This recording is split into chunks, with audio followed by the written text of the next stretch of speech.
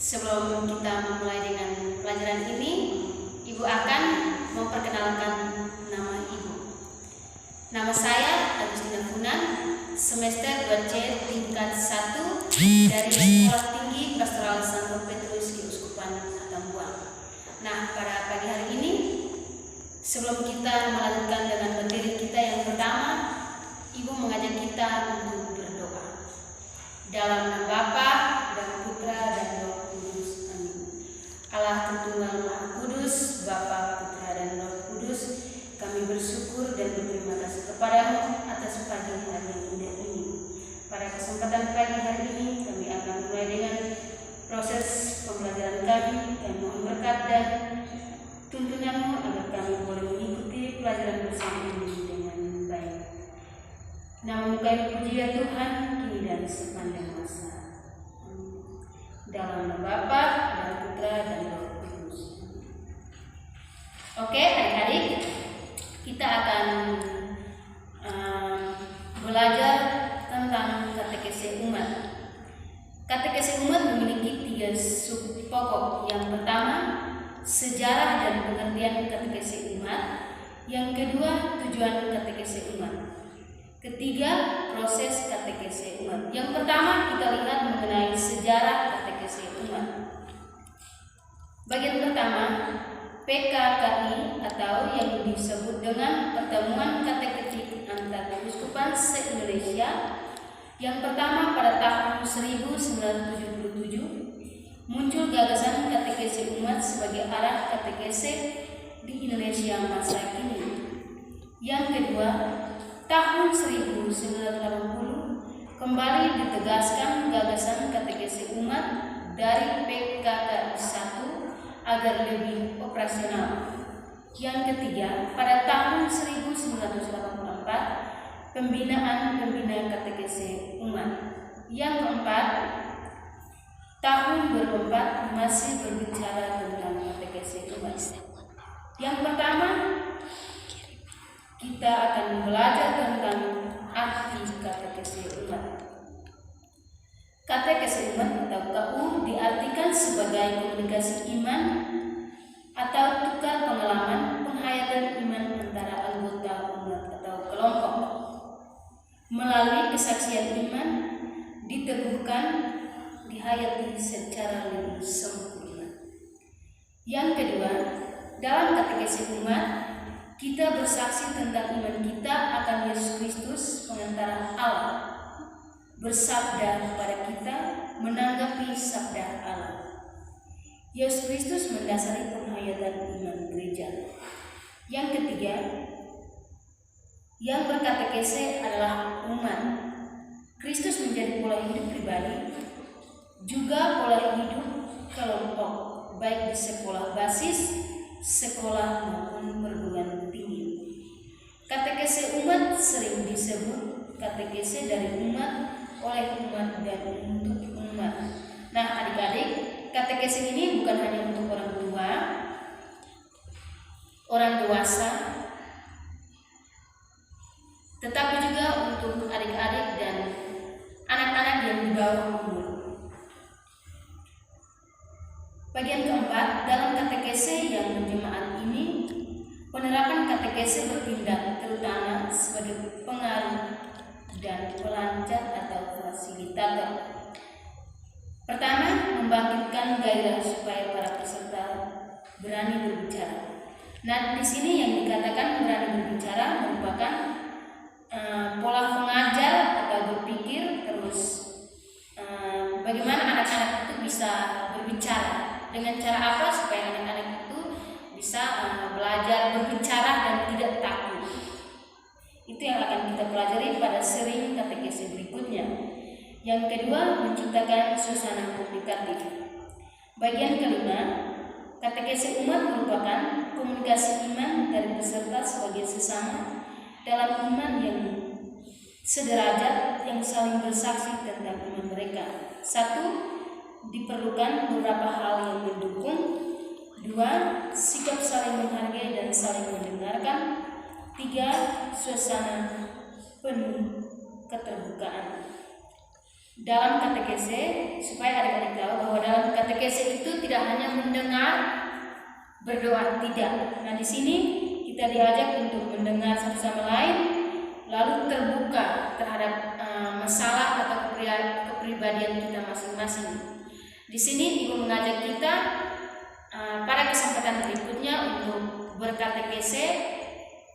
Ibu meminta supaya kalian bersedia untuk terbuka kehidupan kalian kepada Ibu, agar Ibu tahu apa yang terjadi kepada kalian. Atau dalam materi kita tidak sia-sia bahwa kita akan belajar tentang kehidupan yang nyata, artinya berbicara tentang sesuatu yang benar-benar ada dan terjadi. Nah, kita lanjut yang keenam. Tujuan komunikasi iman dalam katekese umat adalah supaya dalam terang Injil kita semakin meresapi arti pengalaman-pengalaman kita sehari-hari.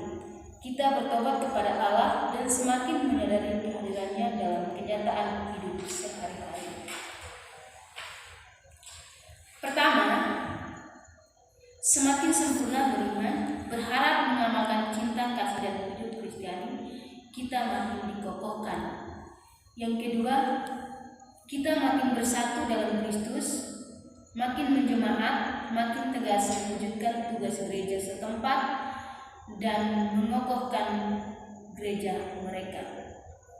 Ketiga, sanggup memberi kesaksian tentang Kristus dalam hidup kita di tengah masyarakat. Nah, yang mau Ibu jelaskan pada bagian terakhir dari sub kelima tentang sanggup memberi kesaksian tentang Kristus dalam hidup kita di tengah masyarakat.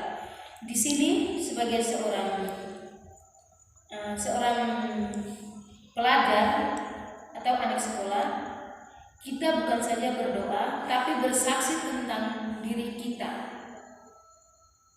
Diri kita yang mengenal Kristus lebih dari, terus mempunyai iman, agar suatu ketika kita dihadap oleh banyak tantangan, kita tahu bahwa kita tidak akan takut.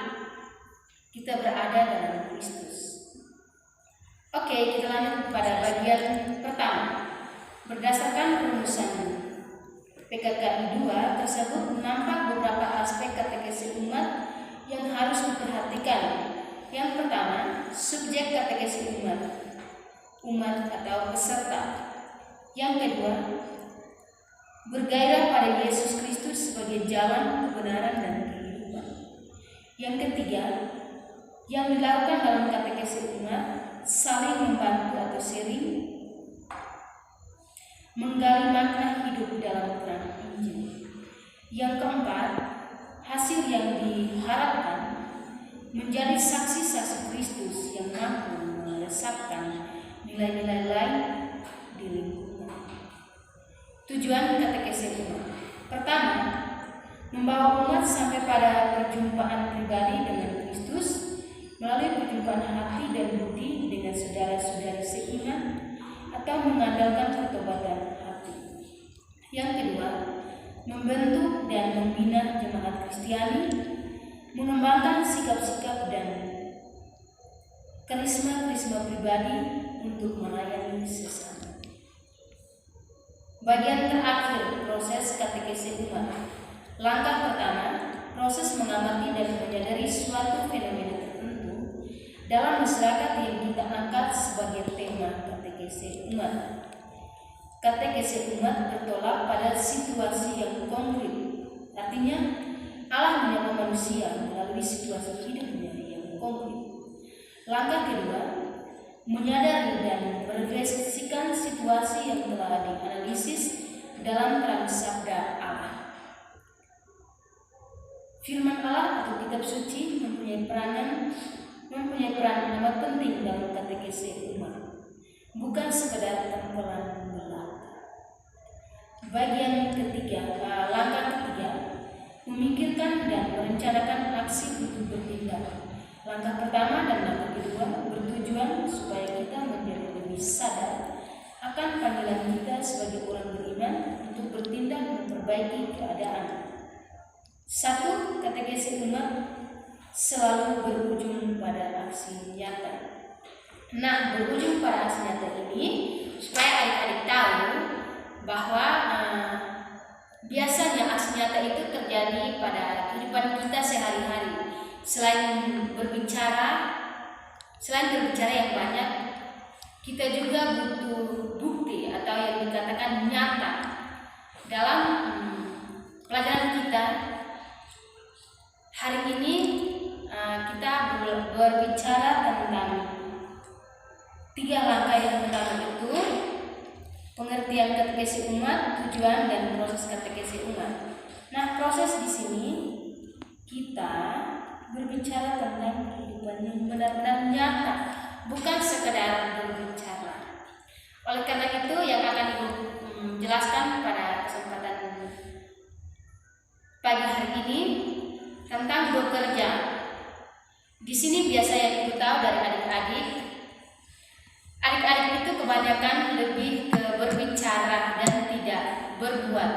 Nah, kali ini Ibu mengharapkan bahwa sebelum materi kita ini ditutup, Ibu mau supaya pada pelajaran berikutnya kita mulai dengan aksi nyata, yaitu berbicara dan berbuat. Oke, demikian pelajaran kita pada kesempatan ini. Sekian dan terima kasih. Mari kita mengakhiri pertemuan kita pada pagi hari ini dengan berdoa. Dalam nama Bapa dan Putra dan Roh Kudus. Amin. Terima kasih ya Tuhan atas tuntunan dan rahmat-Mu kepada kami dari awal pelajaran hingga berakhir ini dengan baik. Kami mohon agar Engkau resapi ke dalam diri kami masing-masing apa yang telah kami terima dan kami dapatkan hari ini dapat berguna dan bermanfaat